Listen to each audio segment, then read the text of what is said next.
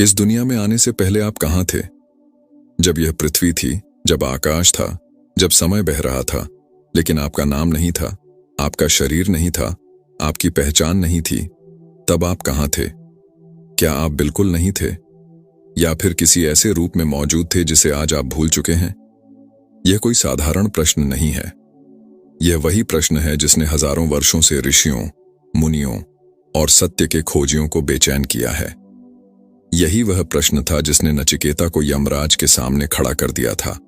यही वह प्रश्न था जिसका उत्तर खोजते खोजते उपनिषदों का जन्म हुआ, और यही वह प्रश्न है जिसका उत्तर आदि शंकराचार्य ने अद्वैत वेदांत में दिया। लेकिन सावधान रहिए, क्योंकि इस प्रश्न का उत्तर आपकी पूरी पहचान को हिला सकता है।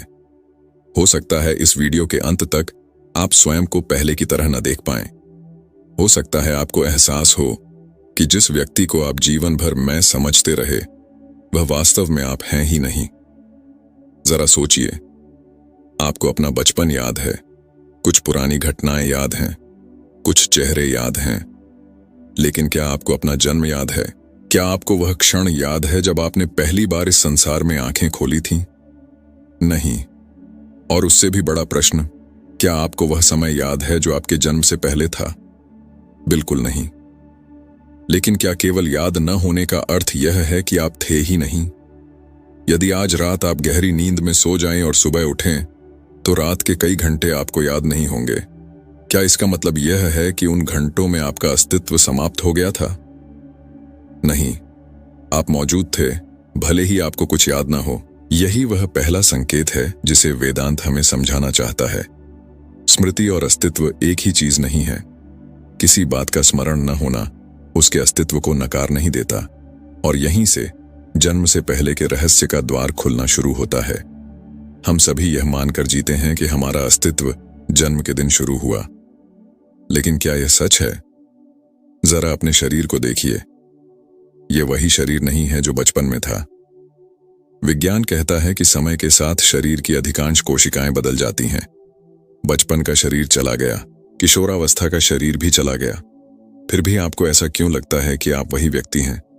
यदि शरीर बदल गया, विचार बदल गए, भावनाएं बदल गईं, तो वह कौन है जो अब भी कह रहा है, मैं वही हूं?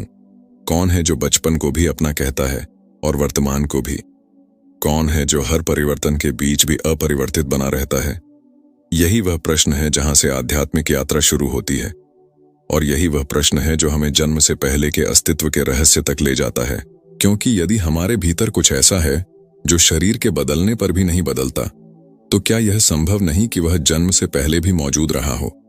और यदि वह जन्म से पहले था, तो आखिर वह था कहां? यही वह रहस्य है जिसे समझे बिना न जीवन को समझा जा सकता है और न मृत्यु को।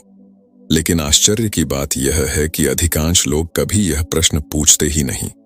वे पूरा जीवन धन कमाने, भविष्य बनाने और इच्छाएं पूरी करने में लगा देते हैं।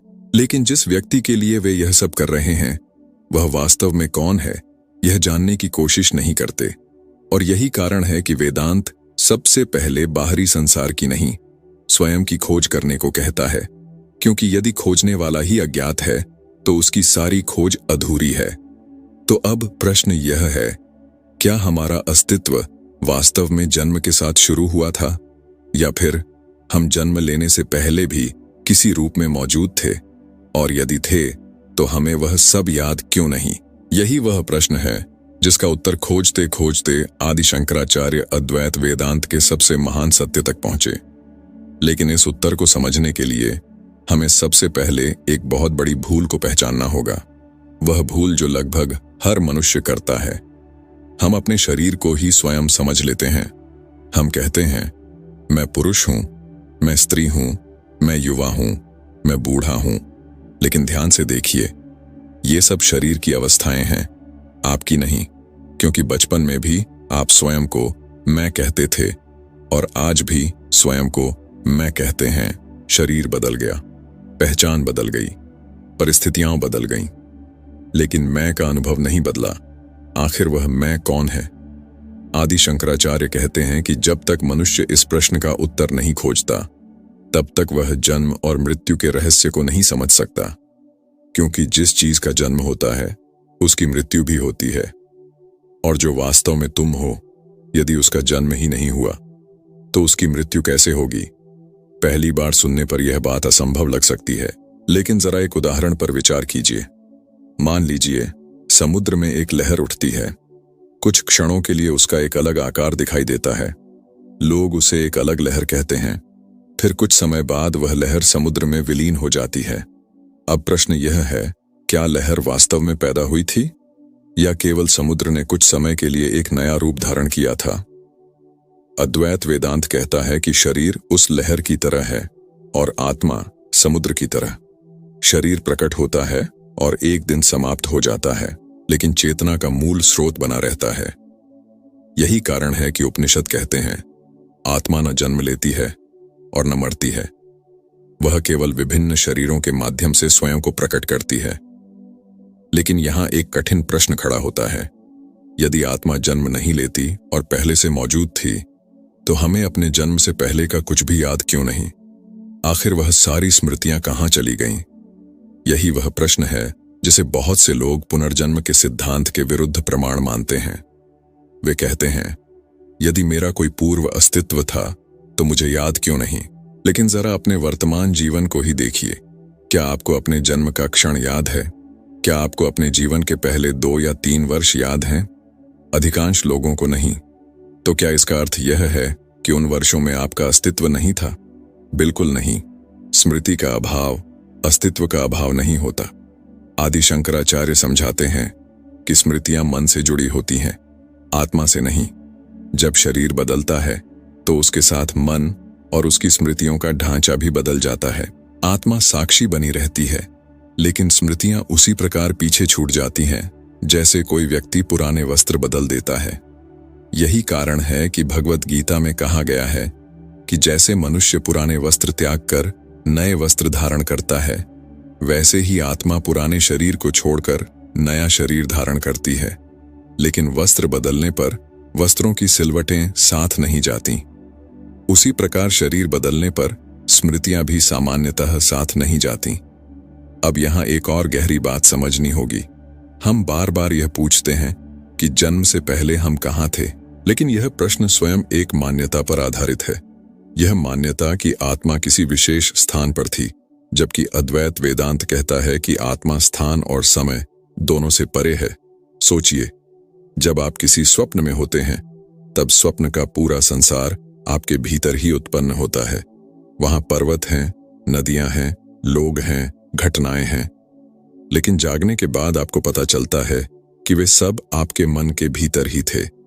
उसी प्रकार अद्वैत वेदांत कहता है कि चेतना किसी स्थान में नहीं रहती, बल्कि स्थान और समय का अनुभव स्वयं चेतना में प्रकट होता है।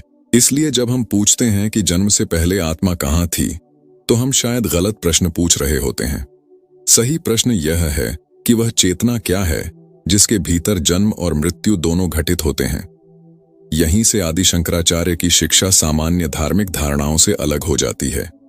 वे केवल यह नहीं कहते कि आत्मा एक शरीर छोड़कर दूसरे शरीर में जाती है। वे इससे भी गहरा सत्य बताते हैं। वे कहते हैं कि आत्मा और ब्रह्म अलग नहीं है। वही चेतना जो तुम्हारे भीतर है, वही संपूर्ण अस्तित्व का आधार है। लेकिन अज्ञान के कारण मनुष्य स्वयं को एक सीमित शरीर मान बैठता है, और तभी जन्म और मृत्यु का भय उत्पन्न होता है। जैसे कोई व्यक्ति स्वप्न में स्वयं को कमजोर और अकेला समझकर डरने लगता है, वैसे ही मनुष्य स्वयं को केवल शरीर समझकर भयभीत रहता है। जरा कल्पना कीजिए कि एक अभिनेता मंच पर राजा का अभिनय कर रहा है।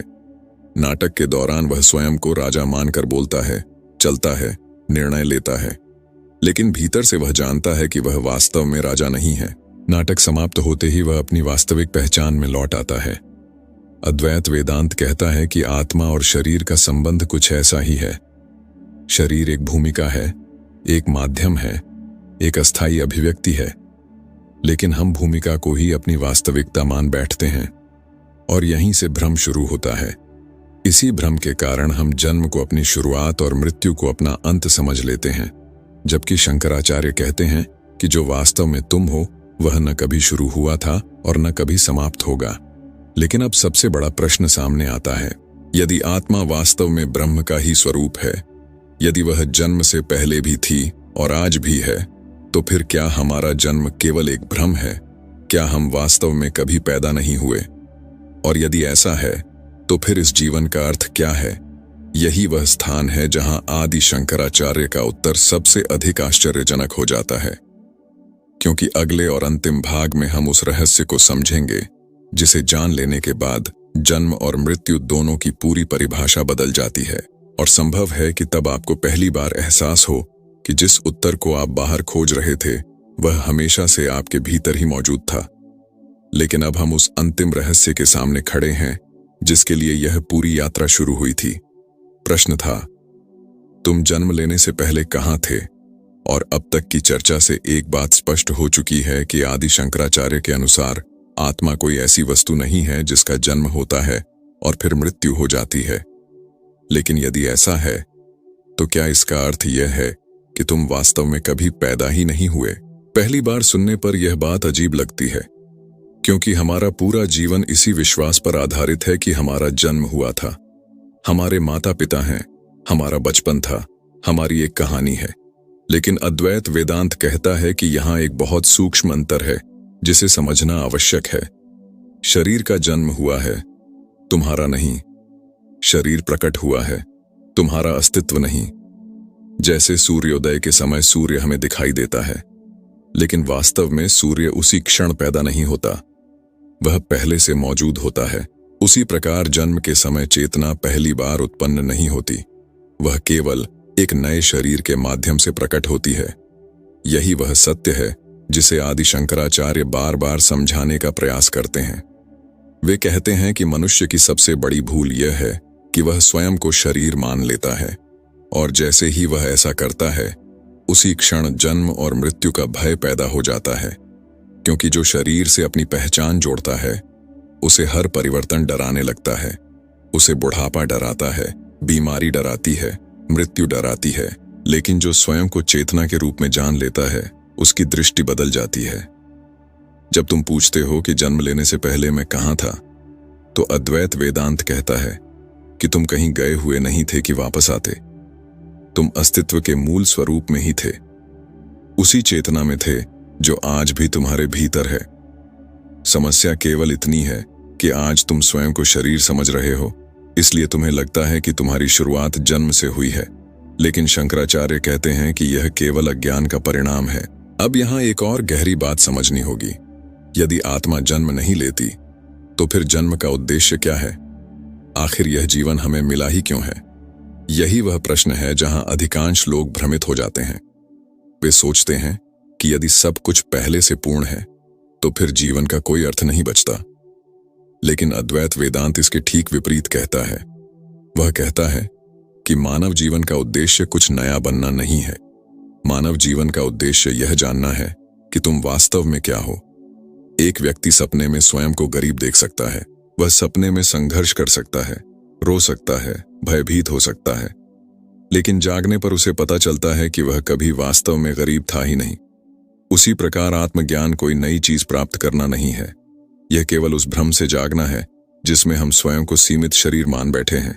यही कारण है कि आर्य मुनियों ने मानव जन्म को दुर्लभ कहा, क्योंकि केवल मनुष्य ही स्वयं से यह प्रश्न पूछ सकता है, मैं कौन हूं, मैं कहां से आया हूं, और मेरी वास्तविक प्रकृति क्या है। पशु जीवन जीते हैं, लेकिन अपने अस्तित्व पर विचार नहीं करते। मनुष्य के पास यह अद्भुत क्षमता है कि वह स्वयं को जान सके, और यही उसकी सबसे बड़ी शक्ति है। लेकिन दुख की बात यह है कि अधिकांश लोग इस अवसर को खो देते हैं। वे पूरा जीवन संसार को जानने में लगा देते हैं, लेकिन स्वयं को जानने की कोशिश नहीं करते। उन्हें दुनिया की खबर होती है, लेकिन अपने वास्तविक स्वरूप की नहीं। वे तारों की दूरी माप लेते हैं, लेकिन अपने भीतर की चेतना को नहीं पहचानते। और यही कारण है कि बाहरी उपलब्धियों के बावजूद भीतर का खालीपन बना रहता है, क्योंकि मनुष्य की सबसे गहरी खोज किसी वस्तु की नहीं, स्वयं की है। और जब तक वह स्वयं को नहीं जानता, तब तक कोई उपलब्धि उसे पूर्ण संतोष नहीं दे सकती। अब शायद आप समझ सकते हैं कि आदि शंकराचार्य का उत्तर इतना क्रांतिकारी क्यों था। जब उनसे पूछा जाता है कि जन्म से पहले तुम कहां थे, तो उनका उत्तर किसी स्थान का नाम नहीं होता। वे यह नहीं कहते कि तुम किसी लोक में थे या किसी विशेष जगह पर थे। वे कहते हैं कि प्रश्न ही गलत है, क्योंकि तुम चेतना हो और चेतना किसी स्थान में नहीं रहती, बल्कि स्थान और समय स्वयं चेतना में प्रकट होते हैं। इसीलिए यह पूछना कि जन्म से पहले तुम कहाँ थे, वैसा ही है जैसे कोई मछली समुद्र से पूछे कि पानी कहाँ है। वह जिस चीज को खोज रही है उसी में पहले से मौजूद है, और शायद यही इस पूरी यात्रा का सबसे बड़ा रहस्य है। तुम जन्म लेने से पहले भी उसी सत्य में थे, आज भी उसी सत्य में हो, और मृत्यु के बाद भी उसी सत्य में रहोगे। बदलता केवल शरीर है, बदलती केवल पहचान है, बदलती केवल कहानी है। लेकिन जो इन सब का साक्षी है वह नहीं बदलता। वही तुम्हारा वास्तविक स्वरूप है, वही आत्मा है, वही ब्रह्म है, और यही अद्वैत वेदांत का अंतिम निष्कर्ष है। इसलिए अगली बार जब तुम स्वयं से पूछो, मैं जन्म लेने से पहले कहाँ था, तो उत्तर किसी स्थान में मत खोजो, उत्तर स्वयं के भीतर खोजो, क्योंकि आदि शंकराचार्य के अनुसार तुम किसी स्थान से नहीं आए हो। तुम उसी शाश्वत चेतना की अभिव्यक्ति हो जो न कभी जन्मी थी न कभी मरेगी। जिस दिन यह सत्य केवल शब्द न रहकर तुम्हारा अनुभव बन जाएगा, उसी दिन जन्म और मृत्यु दोनों के रहस्य समाप्त हो जाएंगे। उसी दिन तुम्हें समझ आएगा कि तुम इस संसार में आए नहीं थे, बल्कि कुछ समय के लिए स्वयं को एक शरीर के रूप में अनुभव कर रहे थे। और यही वह ज्ञान है जिसे वेदांत मुक्ति कहता है। यही वह सत्य है जिसकी खोज में ऋषि जीवन भर तप करते रहे, और शायद यही वह उत्तर है जिसकी तलाश में तुम इस वीडियो तक पहुंचे हो। ओम तत्सत।